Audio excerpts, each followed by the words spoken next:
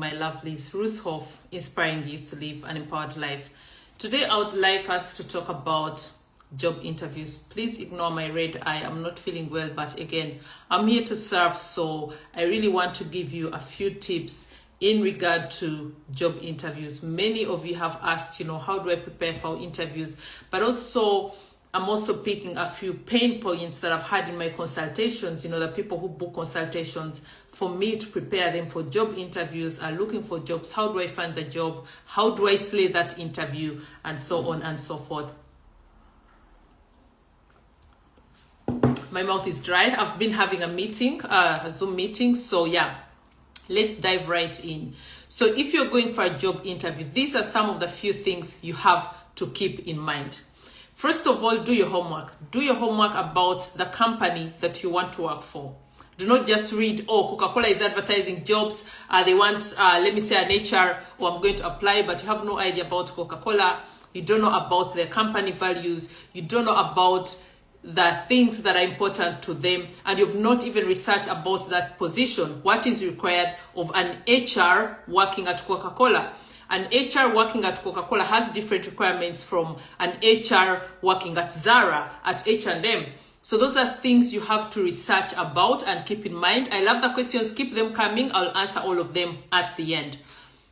So do your homework. Don't just send in your CV, make it so catchy and beautiful and even put in a few lines and think that's enough. You have to research about the company that you're going to do the interview with. Second thing is proofread your CV. Yes, I do offer that service to just a few people because it requires a lot of time. And I normally offer that service for my people who are applying for jobs in Germany or Europe, for example. They are in Africa or they are in Dominican Republic. I'm just saying some of the countries that, book consultations with me. And they are applying for jobs, for example, in Europe. It's important, of course, to have the right CV that would be viable for the European market. So I do CV proofreading and guidance for people that are applying for jobs. But that is also something you can do for yourself. And keep in mind, I know with ChatGPT, you think, you can just go copy and paste. Don't do that. Proofread your CV and ask yourself, is it in compliance with the job that you're applying for? I'm going to give an example. I had a CV of someone applying for a job in the mechanical sector here in Frankfurt. And the person had put in, like job experience. I worked as a barista. They also put in, it's not that I'm laughing at the job, but it has no connection to the job this person was going to apply for. So no matter what kind of work experience you have, if you one time helped in your family shop or kiosk to sell bananas, that's amazing.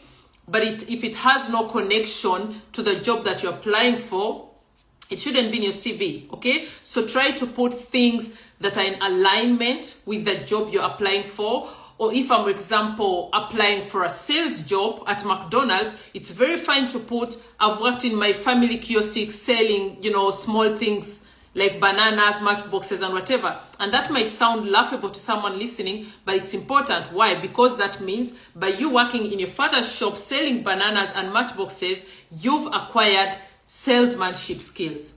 So that could also be applicable to a bigger organization, like if you're going to work with McDonald's or Coca-Cola. But if it's a sales job and you're going to talk about, I've worked as a cleaner, it's not really in alignment. So always make sure that your CV is not more than maximum 2 sides. I know most people think, it's very impressive to have a CV with 6 sides. I've got all of that because I do CV proofreading. It's not necessary. No one has the time, no HR has the time or interest to read a CV of 5 sides, and keep in mind there are hundreds, if not thousands, of people who have applied for the same job. So most important thing is make sure that the first side of your CV, that is the header page, already speaks a lot about you. We're talking if you want to include your picture, you don't have to include it, but you can include it depending on which country. If you're in Europe, I would advise you not to put it because we have issues of segregation sometimes, so you'd be safer not putting your picture. But if you're confident about your competence and your skills, you could include it. I always include my picture for all the jobs that I've ever applied to. I've always included my picture because I'm confident in myself. And then, things that talk about you, make sure that everything is right. Keep it pregnant, keep your CV pregnant. Don't overwrite and overshare and over-explain. You come off also desperate. So that is something to keep in mind. And another thing that I've noticed a lot during my consultations is people have a problem explaining gaps in their CV. That is also a very important part. You'll go to an interview where it will be showing you worked from, I don't know, company A from 2022 to 2023, yeah? And the job you're applying for is in 2026, let's say. So you haven't worked between 2024 and 26. Keep in mind, you're most likely going to be asked why there's a gap in your CV. So I'm going to give an example. If you're someone who's had parental leave in that time, you know, you were working till 2023, you got a child, you decided I'm going to take care of my child until maybe they're 3 or join nursery, and then I'll go back into the market sector, into my career. Don't look at that as something negative. I love to use the parental leave because I have lots of moms who approach me and they're like, yeah, but they're going to say you've been home for so many years, you've been a housewife. I was a housewife, and when I got back into the market sector, I joined at the highest level of employment you can imagine, and that is in the C4 sector. And the gap in my CV was never a problem. So I'll give you an example. Parental leave offers you many skills that you're going to need in the job sector. We're talking about time management. As a mom, you have to be able to manage time, and that is something you can say, you know, I've had this gap as parental leave, but it has also improved my social skills, my people skills. We're talking time management, we're talking resilience at the workplace, which can also bounce back to managing your own home.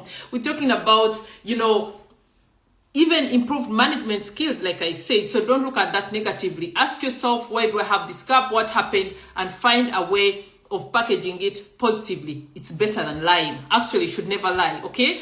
Because already that is a red flag that you're not in position and you're not confident in yourself. Keep the questions coming. I'm definitely going to answer them. And then another thing that comes up quite often during these consultations is, I've written them down. Yes, show up with confidence. Again, like I said, the first few seconds that people meet you or get to see you are very, very important. Be it for a job interview, be it in the dating market, you know, if you're meeting someone for a first date, be it for a business meeting, the first few seconds are going to be very important if someone even wants to do business with you or not, if someone wants to give you a job or not. So you really want to show up very confident. And we're not saying arrogant, but confident, trusting in yourself, trusting in your skills, trusting in your confidence, and trusting that the employer, future employer, has something that you can offer them. You know, it's all about demand and supply. That's how life works. Be it in a relationship, be it in business, be it in a job interview. It's a demand and supply. Go in confident with the feeling they want something from me. Yes, you want a job, but you have a service that they can't provide themselves. So that should help you build your confidence to go in this job interview knowing you have something to offer. Do not worry about the 100,000 people that have applied for the same job, because you are special. You are meant for this job. You are confident. That's the kind of confidence you should go in with. And that is something that someone can read. Those are the things I always refer to, like small cues. You know, people can read you and tell, are you really cut out for this job? Are you desperate? Do not come in desperate. Okay, you have a skill that this company needs. So do not come in desperate. Do not beg during an interview, you know. Just show them what your competence are. Just show them what they would benefit by employing you, by offering you this position, and leave it at that. Do not ever beg or come off as, I really need this job. It's a death and life issue. Believe me, it's very, very important. Because some of you may be thinking, yeah, if I really need the job so much, maybe they'll give it to me. Don't ever do that. Okay? No one wants a desperate employee. So keep that in mind. I talked about talking less, I think, in the post that I did last week. So whether it's a job interview, whether you're meeting someone for the first date, whether you're in a business meeting, do not talk unless it's necessary. Do not talk unless you have a point to raise. So I'm imagining you're going for a job interview. Oh, by the way, make sure you always, even if you're living in the digital era, always come with your printed CV. Make sure you've proofread your CV so that you don't get surprise questions. You know, if they ask about like, oh, so you worked with Coca-Cola, don't be like, yes, I think it was around. No, we don't want, I think. You have to say, right, that was 2024 for a period of 6 months, and I changed to, I don't know, McDonald's because as, you know, feeling not satisfied with my job, ABC. but be confident in your answers, okay?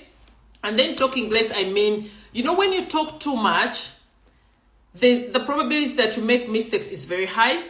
The probability that you'll come off desperate and needy is very high, because let me give you a scenario. So I come to a job interview at McDonald's. I'm just using that as an example. I want a sales job and I'm like, yeah, my name is Ruzhoff. So yeah, they ask, for example, why do you think you're competent for this job? Why do you think we should give you this job? Yeah, I think. Never answer I think. Answer I believe. Okay? I think is for people who are not sure about their competencies. So you say, I believe I'm the best option for this job because of ABC. Talk a little bit about your job experience, but the most important thing is what makes you special, what sets you apart. We're talking about your people skills. We're talking about your communication skills. We're talking about if you're an empathetic person. Talk about who you are, what makes you special, because keep in mind, the other 1,000 people that applied for the same job are also going to come with, oh, I worked at this company, and then I worked at this company, and then I was the manager, and then I was, the assistant, I was the head team. No one gives an F about that, because again, a robot can also do that. So they want to know what makes you special, and that is something that you should concentrate on. And when they are talking, listen. Listening is very important. Do not listen with the aim of, oh, how do I answer that? No, just listen. Read the room. Reading the room is very, very important. Read the room, read body cues. I'll give you an example. I'm not even sure if I should share this. So for my first job I ever had here in Germany, I went to 3 job interviews, 3 days, like following each other. One was Monday, one was on Tuesday morning, and the other one was Tuesday afternoon, because these are positions that I really liked. I got all the jobs on the very same day. And I remember the job I took was the one I did the interview on a Tuesday afternoon. I entered this panel because it was like in a big sector in the ministry, and then there are like around 8-9 people. Of course, I was sweating. And then there are other people seated there. I'm the only African black person applying for this job. So I get in, I do my thing like I'm giving you the tips right now. And I'm not lying to you. There were, as far as I remember, there were like 5 people still waiting outside. It was around 2:30. Before I leave the room, I knew 100% I'd gotten the job. And this is how. I could read the cues. I could read the body language, how everyone was so impressed with me. I even remember the other person who was the head of the department that I was working in. It almost like he couldn't contain his excitement. He almost said, yeah, we don't have to do any interviews anymore. So I come out of the interview room, and we're talking about, this is not like a small company or whatever, There's really protocol and everything. But I remember I walked to my car. Maybe it lasted like 3 minutes. Before I drove off, I got a call from the HR. Frau Ha would like to let you know you've gotten the job, and the rest of the interviews that were set for today afternoon and tomorrow have been cancelled. Would you consider taking the job? We're emailing you all the documents. Please let us know latest by tomorrow. And the other 2 jobs that I'd gotten on Monday and Tuesday morning, I compared the positions and I preferred the one that I had gotten in the afternoon. So I called the other ones and told them, I'm sorry, I won't be taking the job. Why am I telling you this? As a rich housewife, I was living my best life. No, that's a joke. But yeah, I was housewife, having a great life, taking care of my kids. But as you can see, the gap in my CV didn't affect me or stop me from getting a very good job in a very, I would say, important company here in Germany. So do not let your CV gaps be a detriment to if you get a job or not. Secondly, what the lesson you can pick from me is your self-confidence, believing in yourself, and knowing it's all about demand and supply. And in this moment, when you're in the interview, you're the most important person because you have something they need, okay? And that helps you a lot. So I talked about that. Then another thing, oh my God, I think I talked about that last week in the post. Your body posture, okay? I always make jokes with my sons, like when we're walking around, even the supermarket, because they're very tall. I always like to tap them on the back, and I'm like, stand with your shoulders straight. So if you go to an interview, do not slouch like a child on a dinner table. Going to an interview and you're like, yeah, I've worked here, and then Be confident, okay? Sit with your shoulders straight, chest out. Yes, smile and be nice, but also make sure you appear confident. Don't sit with your hands in your laps or your hands slouching on the table. Those are body cues or signs in psychology that show a lack of confidence, that show a lack of trust in your competence, that also affect if people perceive you as someone that is interesting or not, and if people pick a liking to you or not. We're humans, you know, we're wired that way. So you might find that someone who has less qualifications than you might get the job because the moment they enter the room, people pick a liking to them. And that has to do with body language, how people read you. So if you come in and you're looking like, oh my God, my world is over, this is something that I need to save me, people are going to get at a distance with you. So it might affect you even if you might be actually academically more qualified than Mrs. X. So you want to be likable. Not desperately likable, but likable when you go for a job interview, for example. And like I said at the beginning, do not be desperate. Do not oversell yourself. And that's why your CV should not be more than maximum 2 pages. Because if you have a CV that is more than 2 pages, we're talking 3, 4, 5, 6, and I've had those kind of CVs in my consultation, you're desperate. And we don't want that. And secondly, you're putting in information in your CV that is not relevant to the job that you're applying for. Hi, I'm back. Where's my other phone? I want to SMS my son. So my loves, if you have any questions regarding job interviews, how do I slay that job interview? How do I get the job? Or even talk about a job interview that you went to and never got the job, and maybe you would like me to help you know why it never worked out. Please drop the question and let's talk about it. But so Reese is asking how to answer this question. What makes you unique? I gave an example at the beginning. Let's look for a job. You're looking for a job in the hospitality sector. You want to work as at the front desk, right? What makes you unique? This is funny. So as a front desk person, they want someone friendly. They want someone that is easy on the eyes. I know this is very misogynistic, but they want someone that is easy on the eyes, you know. Unfortunately, they always look out for someone that is a little attractive. I'm not saying you should be attractive, but that matters. So, and attraction is something subjective. So that means if you're going for such a job, you want to work in the hospitality sector in a 4-star hotel at the front desk. That means you should have a sense of fashion. Why? Because that makes you easy on the eyes. That makes you palatable. That makes you, it gives the people a good feeling. When I go on holiday, I love luxury travel. So when I go on holiday, I used to watch out for such small things. How is the person on the front desk dressed? Are they smiling? Are they looking run down? And I'm like, is this a 4-star or where have I landed? So those are things you have to keep in mind. And then the interview, when they ask what makes you unique, you're going, for example, for that position, you should be having very good people skills. For example, you can talk about you having good people skills. And it's very easy, even if you've had not an experience in that job before. People ask that a lot. You're an African, so I'll give you an example. If you've grown up in a family with 5 siblings, I can assure you already have good people skills, because having to deal with siblings is also not easy. That means if you've grown up in a family of 5 kids, you have your mom, you have your parents, you're already having a team of 5, 7 people. So that means you have to be able to manage people, conflict resolution, you know, and then the friendliness. I'm just using that as an example of a job. And then you're like, I'm very empathetic. I'm very patient. If you're, for example, working on the front desk as a receptionist anywhere, you have to be a very patient person. You have to be very good at communicating. And then, for example, if I'm talking about the hospitality sector, if you're multilingual or you can speak several other languages like myself, that is a plus. You can talk about that if the job is, let's say, in Greece, you know, but you can speak German or French or Kiswahili, you know, that is a plus, because again, the clientele is very broad-based and they speak the different languages.